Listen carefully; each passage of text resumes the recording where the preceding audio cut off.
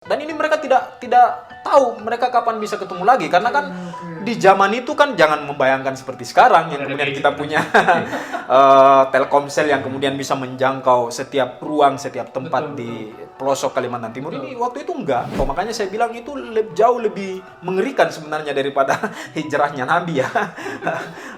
Waktu itu gitu, karena mereka tidak tahu mereka harus kemana dan mereka mau berpindah kemana gitu. Nah, ketika misalnya ada sekarang yang disebut sebagai Pekonok Tawa itu, kadang saya ketemu misalnya dengan rombongan anak-anak Dayak, anak-anak milenials ya, yang mungkin sekarang sementara kuliah di Jawa gitu ya, di Balikpapan, di Samarinda, atau mungkin SMA di mana gitu ya. Nah, stigma orang Dayak ini kan terbelakang, kolot gitu ya, terus kemudian tidak modern dan segala macam kayak gitulah. Nah, ini yang kemudian ingin dilawan sepenuhnya oleh anak-anak muda milenialsnya Dayak ini. Kalau saya misalnya ketemu ya, secara tidak langsung dengan mereka itu misalnya berpapasan di jalan kampung itu, kemudian mereka nyanyi lagu-lagu yang berbahasa Inggris gitu kan. Terus kemudian tampilannya juga sangat modern gitu ya. Jadi itu mereka seolah-olah ingin bilang bahwa kami ini bukan kolot loh, kami ini bukan tradisional, kami ini bukan terbelakang. Padahal kan sebenarnya bukan itu sebenarnya yang ingin kita bangun sebenarnya. Harusnya orang-orang Dayak itu kembali kepada tradisi dan kebudayaan nenek moyang mereka dulu, menghidupkan kembali tradisi dan kebudayaan mereka. Saya pernah diminta di Longana itu dalam satu upacara perayaan panen ya, waktu itu upacara, tapi ini sebenarnya sudah komodifikasi ya, bukan lagi upacara seperti yang, jangan dibayangkan seperti upacara yang penuh dengan ritus-ritus seperti dulu ya. Diminta untuk ikut memberikan sambutan, ikut memberikan pengantar lah gitu ya. Saya bilang ke orang-orang Dayak bahwa sekarang Dayak Kenya ini di Longana itu dijadikan oleh pemerintah kabupaten sebagai desa budaya. Seharusnya kalau kemudian pemerintah menghargai dan kemudian mengakui bahwa ini desa budaya, maka itu diakui sepenuhnya, diakui seutuhnya gitu kan, sebagai satu tradisi, satu kebudayaan yang disebut sebagai Dayak Kenya itu sendiri. Tapi kan ternyata yang diakui oleh pemerintah itu hanya tarian-tariannya, hanya sampainya kan, hanya keseniannya, hanya ranting-ranting kebudayaannya gitu kan. Tapi kemudian tidak mengakui substansi dan lokus utama kebudayaan orang Dayak. Saya bilang ke teman-teman waktu itu, ke orang Dayak waktu itu, bahwa orang Dayak itu menari itu karena ada tanah.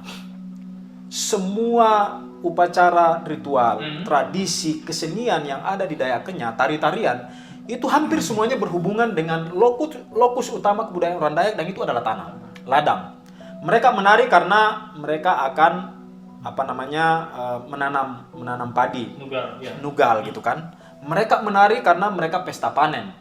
Mereka menari karena ada proses-proses transisi di ladang-ladang mereka itu yang mereka akan lakukan gitu, misalnya buka lahan dan segala macam kayak gitulah. Nah, ketika kemudian pemerintah hanya mengakui ketika mereka menari, tapi kemudian tidak mengakui ladang-ladangnya mereka, karena waktu itu ladang orang Dayak itu berkonflik dengan salah satu perusahaan besar di nasional, namanya ICI ya, perusahaan ICI, PT ICI itu, kemudian ya mereka tidak diakui tanah-tanahnya orang Dayak, ladang-ladangnya orang Dayak, tapi kemudian yang diakui hanya tari-tariannya. Nah, saya bilang ketika modelnya seperti itu, maka itu sama saja kampung Dayak Kenya ini dijadikan museum oleh pemerintah kabupaten. Dan mereka mungkin bilang, ya sudahlah kalau kita agak capek ini di akhir pekan, kita pergi lihatlah orang-orang Dayak Kenya itu menari-nari gitu kan. Jadi ya kalau begitu kan kita dianggap sirkus kan, kita dianggap penghibur, kita dianggap museum oleh orang-orang kota, oleh orang-orang pemerintah gitu kan, yang kemudian ingin melihat kita menari, mengapresiasi tari-tarian kita, kesenian kita, tapi kemudian tidak mau tahu dengan tanah-tanah kita yang kemudian berkonflik dengan perusahaan misalnya. Nah, itu saya kira yang cerita-cerita itu yang kemudian terus-menerus terjadi sampai sekarang. Kalau dulu itu komunitasnya hutan, ya sekarang komunitasnya tambang batu bara, sawit gitu. Jadi seperti itu saya kira. Dan proses transformasi peminggiran orang-orang Dayak itu sampai sekarang terus terjadi. bahwa tahun 2000-an ketika ada otonomi daerah itu kemudian identitas kedayakan mulai muncul ke permukaan, iya, tapi kan tetap itu tidak memperkuat tradisi substansialnya orang-orang Dayak, tradisi kebudayaan substansialnya orang Dayak terkait hubungannya mereka dengan tanah, hubungannya mereka dengan hutan, hubungannya mereka dengan sungai, itu semua tidak diakui kok. Yang diakui atau yang dilakukan komodifikasi, yang dijual oleh negara malah hanya keseniannya, tarian-tariannya, sampainya orang Dayak. Tapi kemudian tradisi-tradisi mereka terkait dengan ladang itu malah tidak diakui oleh kekuasaan, oleh pemerintah hari ini. Saya kira seperti itu. Nah, banyak sekali teman-teman catatan, bukan hanya catatan, temuan-temuan lapangan yang didapatkan Bang Asman.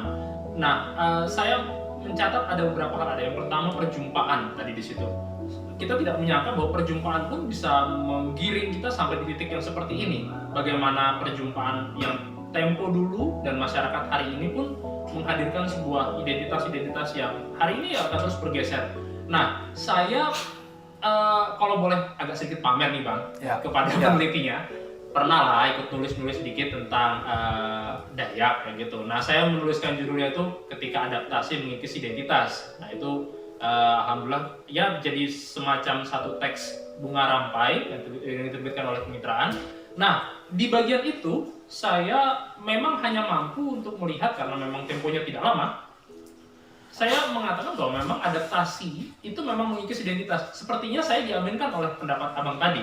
Nah, gagasan-gagasan yang tadi Abang sajikan lebih kaya, lebih padat, lebih basah tadi itu. Nah, pertanyaan saya kemudian apakah bagaimana kemudian masyarakat Dayak? Kalau saya kan hanya sampai pada adaptasi mengikis identitas. Nah, kalau Abang melihatnya sudah lama mengkajinya gitu, bagaimana kemudian masyarakat Dayaknya sendiri beradaptasi dengan kondisi-kondisi yang membuat mereka hari ini seperti ini? Ya, saya kira memang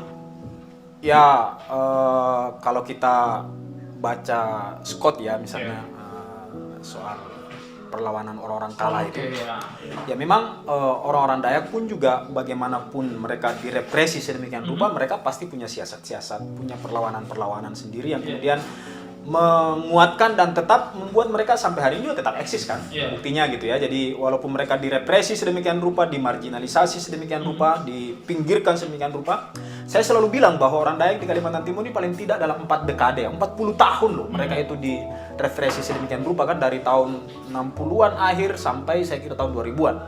Orang-orang Dayak kan termasuk yang misalnya yang PNS ya, yang PNS orang Dayak itu baru kemudian berani mengakui diri sebagai orang Dayak di zaman otonomi daerah kan, tahun 2000-an awal, 2000-2001 gitu ya, ketika ya mereka tidak mau kemudian menyebut dirinya secara terbuka sebagai Dayak, karena kalau mereka ditahu orang Dayak ya pangkatnya tidak akan naik-naik gitu kan, mungkin dia akan dilempar kemana gitu yang dia tidak bisa berkreasi sesuai dengan kemampuannya kayak gitu-gitu. Karena memang ya Orde Baru ingin memang membungkam betul orang Dayak ini supaya proses-proses eksploitasi sumber daya juga itu kuat ya. Saya kira ini bukan hanya di Kalimantan Timur, saya kira di beberapa tempat juga begitu ya. Ketika kemudian ada satu daerah yang sangat kaya yang kemudian ingin dieksploitasi sedemikian rupa, maka proses-proses pembungkaman komunitas lokalnya itu juga dilakukan dengan sangat kuat. Nah, di Kalimantan Timur ya itu dengan senjata dan juga dengan tadi yang saya bilang itu dengan agama, dengan pendidikan, dengan wacana medis modern dan segala macam itu masuk semua untuk kemudian mendisiplinkan dan kemudian membuat orang-orang Dayak ini diam sampai hari ini kan, tidak memperjuangkan hak-hak yang mestinya mereka dapatkan. Nah, terkait dengan siasat-siasat yang tadi Mas Freddy singgung itu ya, saya kira walaupun dengan dengan kekuatan yang tidak cukup besar sebenarnya ya, mereka melakukan proses-proses siasat gitu, terus kemudian melawan proses-proses peminggiran itu. Untuk yang di Dayak Kenyah misalnya ya, mereka tetap mengadaptasi yang namanya desa budaya, mereka tetap menerima yang namanya desa budaya. Dari situ kemudian mulai sedikit demi sedikit mengamankan aset-aset mereka kan. Kalau dulu kan termasuk misalnya di kampung-kampung orang Longane sendiri kan itu juga belum begitu clear juga gitu ya. Jadi apalagi mereka kan belum menjadi desa tersendiri kan, dia menjadi bagian dari desa besar di luarnya. Jadi mereka dusun kecil aja, mereka bagian dari desa Sungai Payan kan waktu awalnya, itu awalnya. Nah ketika mereka diresmikan sebagai desa budaya, kalau saya tidak salah itu tahun 2004, maka di saat itu juga mereka sudah mulai diakui sebagai satu desa otonom sendiri yang di luar dari desa administratif Sungai Payang. Padahal kalau misalnya dilihat dari sisi syarat-syarat administratifnya ya sangat tidak memenuhi syarat kan, dari sisi luas wilayah, dari sisi jumlah penduduk dan segala macam itu sama sekali tidak memenuhi syarat untuk menjadi desa administratif sendiri gitu ya, desa otonom sendiri. Tapi ketika kemudian dijadikan sebagai desa budaya, maka ada alasan untuk kemudian menjadikan mereka menjadi desa administratif sendiri, dan kemudian mereka mendapatkan alokasi dana desa kan dari situ. Dapat pembiayaan dari negara dan segala macam, dan mereka bisa menata kampungnya dengan dengan lebih baik gitu kan. Terus kemudian konflik-konflik lahan yang masih ada dalam kawasan kampung itu mulai diberesin satu-satu karena mereka sudah dianggap sebagai desa administratif yang berdiri sendiri juga gitu kan, dan diakui oleh pemerintah kabupaten. Akhirnya mereka bisa melakukan itu. Walaupun yang tadi saya bilang ladang-ladangnya itu kan sampai sekarang masih terus terusik dengan hadirnya perusahaan-perusahaan yang ada di sana gitu kan. Jadi itu saya kira model-model siasat yang mereka lakukan. Jadi ya mereka, walaupun mereka mungkin juga tahu bahwa ini cuma proyek dari pemerintah terkait dengan desa budaya, tapi kemudian mereka juga memanfaatkan sepenuhnya untuk memperkuat dan mempertahankan tanah-tanah mereka, wilayah-wilayah garapan mereka, supaya itu kemudian menjadi legal dan diakui oleh negara gitu kan. Dan memang sekarang mereka sudah mulai juga melegalisasi tanah-tanah mereka karena mereka harus adaptasi kan. Kalau enggak ya mereka akan disingkirkan terus atas nama ya mereka tidak punya dokumen legal terkait dengan tanah-tanah mereka. Padahal kan sebenarnya kalau kita bicara soal hubungan orang-orang Dayak dengan tanah itu kan sebenarnya tidak pernah diatur dengan legalitas administratif negara seperti itu. Jadi mereka punya keterkaitan bahkan spiritual dengan tanah kan, bukan hanya soal sosial, bukan hanya karena kepentingan ekonomi mereka mau berladang di situ, tapi karena itu juga tempat spiritualitas mereka. Mereka itu berladang sekaligus berhubungan dengan Tuhan mereka, dengan dewa mereka, karena ya ada juga dewa yang kemudian khusus memberikan hujan, memberikan pertolongan ke proses-proses perladangan mereka dan segala macam. Nah, saya kira itu. Jadi walaupun mereka tahu bahwa apa yang didorong oleh pemerintah itu juga bagian dari proses-proses yang juga akan memperkuat proses-proses peminggiran dan juga pembungkaman orang Dayak, tapi mereka juga menyiasati itu dan kemudian memanfaatkan itu sepenuhnya untuk memperkuat kembali juga identitas mereka, identitas kedayakan mereka, termasuk desa budaya ini menstimulus perbincangan tentang identitas kedayakan mereka kembali, tentang telinga panjang, tentang lamin, tentang tradisi-tradisi, ritual-ritual dan segala macam. Walaupun sekali lagi ini juga harus berhadapan dengan agama lagi kan. Jadi misalnya kalau mereka buat ritual tertentu terkait dengan panen padi misalnya, atau ketika mau berladang gitu kan, itu kalau mau kepala adat mau potong babi, itu biasanya ada pendeta Pak di sampingnya. Dan diperingatkan, jangan sampai rasuk, jangan sampai trans, jangan sampai dia mengingat kembali agama nenek moyangnya, karena bisa kafir nanti kalau kembali ke agama nenek moyang. Jadi harus tetap dengan tradisi Kristen gitu kan, ketika itu sampai dijagain gitu. Ya, karena memang kan ada beberapa, saya waktu ke Data Bilang Ulu yang tadi saya cerita, itu kan ada upacara adat besar juga waktu itu, upacara adat Mamat Bali Akang namanya. Mamat Bali Akang itu sebenarnya upacara untuk menghormati para arwah nenek moyang orang-orang Dayak yang dulu ikut mengayau itu. Tradisi ngayau kan, tradisi menggal kepala musuh lah kayak gitu. Nah, sampai kemudian acara, karena ini acara yang besar gitu ya, dan itu diliput oleh banyak banyak media, termasuk ada satu media televisi dari Australia saya kira. Ketika rombongan bupati datang ya, saya tidak tahu persis apakah yang bupati waktu itu hadir. Ketika rombongan pemerintah kabupaten datang itu kepala adatnya malah tetap santai duduk-duduk di pasar kayak gitu kan. Terus kita tanya kan, loh kok tidak ikut menyambut itu Pak? Bilang, itu kan mamat-mamatan aja kata dia. Bukan mamat balik akan seperti yang dulu gitu kan. Jadi dia tidak mau, dia bilang saya khawatir juga kalau ikut di situ saya maka larut kan. Nanti kalau saya pasti akan terpengaruh dengan ritus itu yang saya ingat dulu kalau ada di situ, dan ya ini nanti pendeta menganggap saya kafir lagi kan kalau saya ikut motong babi di situ, ikut dengan larut dengan ritual itu gitu. Jadi sampai sekarang sampai dijagain seperti itu proses-proses ritualnya orang Dayak itu. Padahal itu sebenarnya ya kalau tadi Pak Pelik Lahan itu menyebutnya mamat-mamatan kan. Jadi itu sebenarnya upacara-upacaraan aja, itu komodifikasi kan. Bukan sebenarnya upacara adat seperti yang mereka dulu pahami. Walaupun ya tentu orang selalu bilang bahwa kan memang selalu akan ada transformasi, selalu akan ada proses perubahan, selalu ada proses adaptasi dan segala macam. Itu iya gitu ya. Kita pahami itu, tapi kan harusnya itu terjadi secara alamiah aja kan, ketika mereka berjumpa antara satu kelompok dengan kelompok yang lain. Nah, problemnya itu karena proses perjumpaannya orang Dayak dengan berbagai diskursus di luar mereka itu proses yang dipaksakan, proses politik, proses pemaksaan yang kemudian ada target tertentu. Kenapa orang Dayak harus diagamakan semuanya supaya kemudian hutannya orang Dayak itu ketika dihabisi mereka tidak berontak gitu kan, mereka tidak melawan. Ketika sumber dayanya dihabisi oleh kroni-kroni bisnisnya Soeharto, kemudian mereka tidak melawan dengan mati-matian, karena kalau itu mereka masih megang agamanya, mereka pasti akan mempertahankan itu secara mati-matian, karena itu ruang spiritualitas mereka, bukan hanya tempat untuk mencari makan kan. Jadi saya kira itu kenapa kemudian Soeharto membuat desain program yang sangat sistematis, dari kemudian pertama diagamakan, lalu kemudian dibuatkan respen.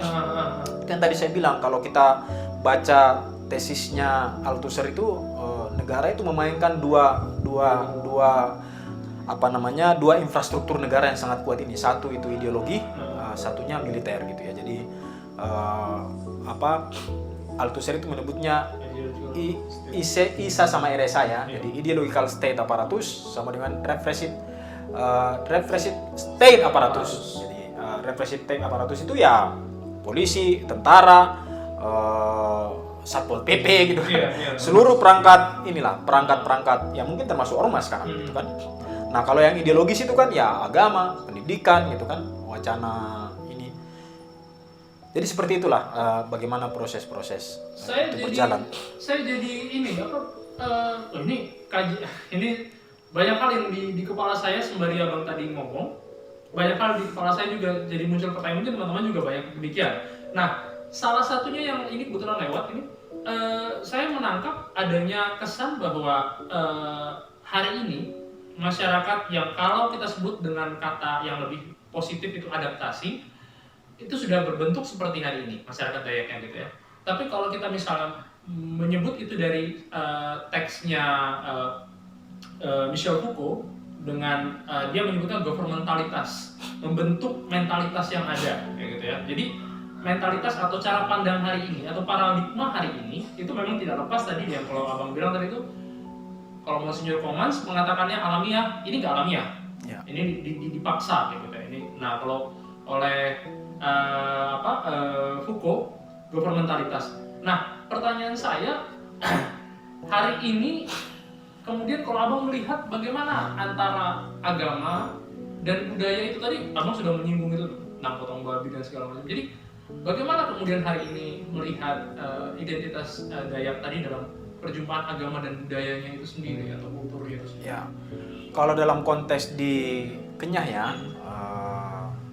dan ini ya Protestan kan ya, kalau di Kenyah itu sebagian besarnya saya kira, ya itu memang bisa kita katakan bahwa agamanya orang-orang Dayak itu kalah sepenuhnya ya. Jadi dia tidak akulturasi sebenarnya. Kalau selama ini kan kita sering bicara soal akulturasi agama dan budaya ya. Termasuk misalnya model-model di dalam Islam sendiri kan, misalnya soal penyebaran agama Islam di Jawa, di Nusantara itu kan akulturasi sebenarnya. Bagaimana kemudian menggabungkan antara tradisi kenusantaraan dengan tradisi keislaman kan. Nah kalau ini kan memang dia tidak alamiah seperti itu. Jadi dia dipaksakan kan, dan kemudian memang ada target tertentu kan. Jadi ketika mereka dipaksa seperti itu, akhirnya kemudian target negara adalah target kekuasaan, target kroni-kroni bisnis waktu itu memang ini. Nah, agak beda dengan yang di teman-teman yang di Katolik ya, yang di luar Kenya saya kira yang misalnya kayak Tunjung Benua itu kan banyak yang Katolik ya. Itu memang agak beda ininya, agak beda cara pengagamaannya ya. Jadi kan tidak semuanya juga model pemaksaan beragama itu terjadi dalam konteks di Kalimantan Timur. Saya kira kalau konteks di Kalimantan Timur khususnya di Longane itu memang itu yang peristiwa yang di Kenya yang paling merasakan itu. Dan tapi kan Kenya juga yang paling besar saya kira suku Dayak di Kalimantan Timur ini kan. Jadi proses yang tidak alamiah seperti itu yang terjadi. Nah, kalau proses yang di luar Kenya ya, misalnya yang tadi saya sebut Tunjung Benua itu, mereka juga sekarang masih ada proses akulturasi itu ya. Walaupun memang di awal kan juga ada proses-proses dianggap sebagai sesuatu kafir lah kayak gitu kan. Tapi kan kemudian ketika ada ketika gereja Katolik Roma mengakui kebenaran di luar gereja, itu kan kemudian prosesnya menjadi berubah kan gitu ya. Bagaimana kemudian orang-orang Katolik lah gitu ya kemudian mengapresiasi dan juga memberikan ruang terhadap proses-proses beragama yang atau berkebudayaan, proses-proses ritual yang di luar dari ajaran agama. Dan itu sampai sekarang masih terjadi untuk konteks yang misalnya teman-teman Tunjung Benua kan mereka masih ada upacara kematian ya, misalnya sampai sekarang itu diperingati oleh orang-orang Tunjung Benua yang sangat kental ritual adat Dayaknya gitu kan. Dan itu saya kira tidak dipersoalkan oleh Katolik secara sangat kuat. Itu agak berbeda dengan teman-teman di Kenyah yang kebetulan juga memang sekte Protestan yang masuk di Kenyah itu sekte yang sangat puritan. Ya saya sering bilang bahwa kayaknya dia jauh lebih puritan daripada Wahabi kalau di Islam gitu kan.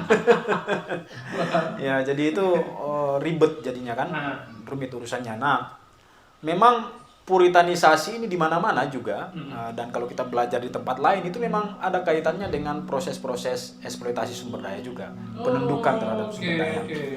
Di zaman kolonial misalnya ketika terjadi pemberontakan petani Banten tahun 1880-an, itu waktu itu kan kemudian Snokhorgronya sebagai penasehat Bumiputra gitu ya, penasehat Belanda gitu, mengangkat satu orang ulama besar di Batavia waktu itu di Jakarta namanya Sayyid Usman menjadi penasehat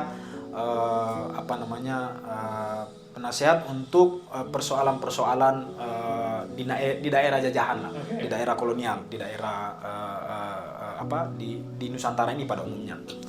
Nah, salah satu pandangan Sayyid Usman waktu itu bahwa pemberontakan petani di Banten itu adalah kekacauan. Itu membuat kekacauan yang diharamkan oleh agama gitu kan. Jadi bukan sama sekali jihad, karena itu kan dianggap oleh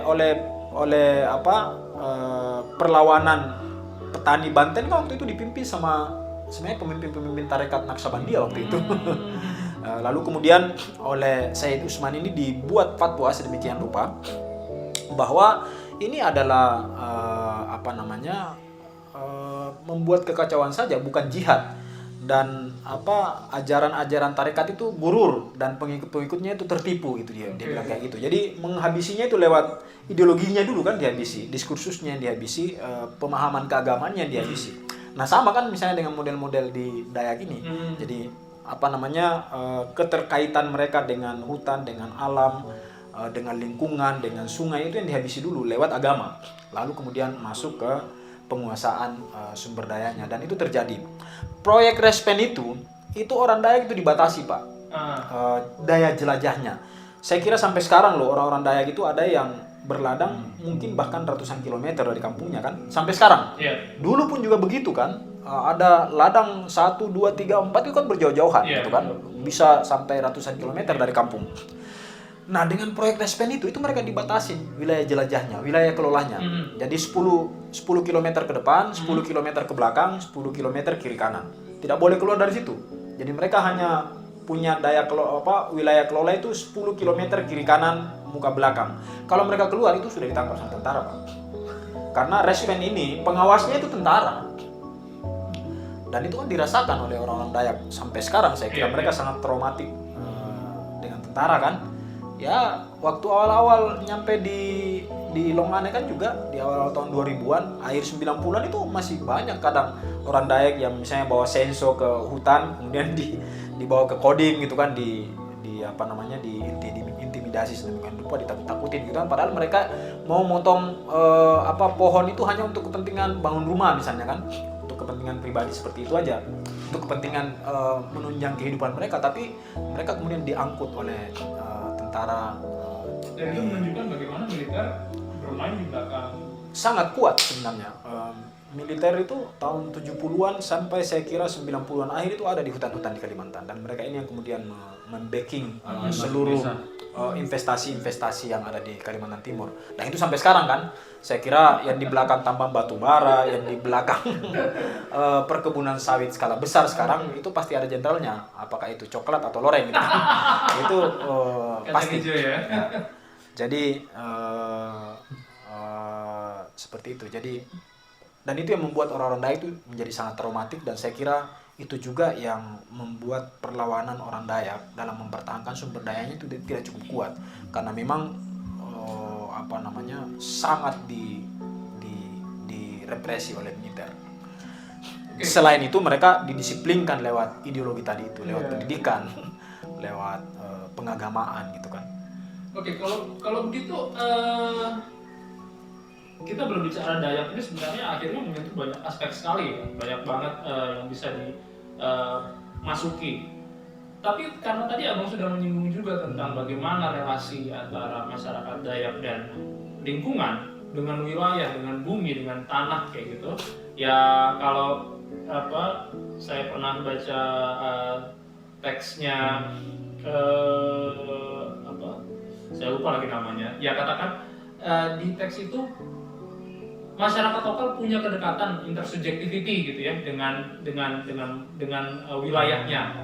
Nah kalau yang Abang lihat sendiri untuk masyarakat Dayak itu sejatinya seperti apa sih? Tadi sudah Abang singgung kaitannya dengan tarian tadi itu. Sedekat itukah masyarakat Dayak dengan lingkungannya, dengan wilayahnya, dengan buminya? Ya seperti yang tadi saya ceritakan ya, bahwa ya ketika mereka masih kuat agama lokalnya gitu ya, agama nenek moyangnya itu, mereka kan memang sangat dekat dengan alam ya. Ya, dan seperti tadi saya sampaikan juga bahwa dewa-dewa orang Dayak itu kan hampir ada di semua ruang-ruang lingkungan dan sumber daya itu, ada di hutan, ada di goa-goa, ada di sungai dan segala macam gitu kan. Tapi ketika kemudian proses agama masuk dan kemudian menghabisi itu kan, kemudian ini orang-orang Dayak mulai dipisahkan dengan alam, lingkungan dan sumber dayanya kan. Mereka dipisahkan dengan sungainya, mereka dipisahkan dengan dengan hutannya gitu kan. Ya, dan ya sampai sekarang menurut saya memang sudah tidak ada hubungan yang intimitas orang Dayak dengan hutan gitu ya. Walaupun memang ya kita akui misalnya bahwa kebutuhan ekonomi mereka, kebutuhan hidup mereka itu masih sangat banyak yang tergantung dengan hutan. Itu iya, tapi itu sudah tidak sampai ke spiritualitas lagi kan. Tidak terlalu banyak lagi yang sudah menjadikan itu menjadi bagian dari spiritualitas. Khususnya yang di Kenya yang saya lihat ya. Walaupun di Dayak-Dayak yang lain mungkin iya masih kental nuansa intimitas dan juga spiritualitasnya, tapi di Dayak Kenya itu sebagian besarnya sudah ya hubungan dengan alam itu hubungannya dengan ekonomi saja, bahwa mereka bertanam di situ, mereka hidup dari ladang-ladang yang mereka kelola gitu. Tapi ladang sebagai ruang spiritual itu kelihatannya sudah mulai terkikis sangat kuat, khususnya di orang-orang Dayak yang menganut agama Protestan gitu ya. Karena memang agama Protestan itu sangat melarang itu kan, tidak boleh lagi kemudian mengakui atau meyakini bahwa ada spiritualitas di situ, ada Tuhan di situ, ada keyakinan-keyakinan akan adanya dewa di situ yang kemudian menguasai wilayah tertentu, misalnya ruang-ruang tertentu itu tidak boleh sama sekali, dianggap kafir, dianggap musyrik, sehingga harus betul-betul beragama secara total. Dan itulah saya kira yang kemudian membuat mereka berjarak dan terpisah dengan lingkungan dan sumber dayanya. Dan dari situ juga kemudian sebenarnya pintu masuk investasi itu bisa mengeksploitasi sedemikian rupa sumber daya orang Dayak itu, karena mereka sudah tidak punya hubungan yang sangat intim dengan hutannya. Ini agak berbeda misalnya dengan komunitas-komunitas lokal yang masih sangat kuat keyakinan lokalnya ya. Misalnya kalau di Kajang Bulukumba itu ada namanya Amatoa, komunitas Amatoa. Itu dalam proses pemilihan Amatoa, jadi Amatoa itu pemimpin tertinggi secara spiritual di mereka. Itu kan bukan keturunan ya. Jadi misalnya Amatoa ini meninggal, terus kemudian anaknya yang kemudian bukan, tapi dia ada orang terpilih lah yang kemudian dianggap sebagai yang akan menjadi Amatoa gitu kan, Amatoa berikutnya. Nah, hutan itu menjadi lokus utama yang akan menjadi penanda utama Amatoa berikutnya gitu kan, Amatoa yang akan terpilih berikutnya. Jadi misalnya seperti ini, ketika Amatoa meninggal, maka mereka akan melepas binatang tertentu, mungkin ayam, bisa kerbau gitu ke dalam hutan tertentu juga gitu kan. Nah nanti ketika kemudian ayam itu mungkin di 10 hari atau bahkan mungkin 40 hari ya, baru kemudian kerbau atau ayam itu kembali masuk ke kampung gitu ya. Nah ayam atau kerbau itu masuk ke lorong rumah siapa gitu kan. Jadi misalnya dia masuk ke bawah rumah siapa, orang tertentu, rumah tertentu, maka mereka meyakini, orang-orang Kajang itu meyakini bahwa disinilah Amatoa nanti akan muncul gitu kan, di rumah ini gitu kan, orang di rumah ini akan terpilih menjadi Amatoa. Artinya bahwa keberadaan lingkungan mereka itu masih menjadi bagian yang sangat intim dengan mereka, karena itu hubungannya bukan hanya semata-mata soal hubungan bisnis, hubungan kepentingan ekonomi, tapi ini juga hubungan spiritualitas.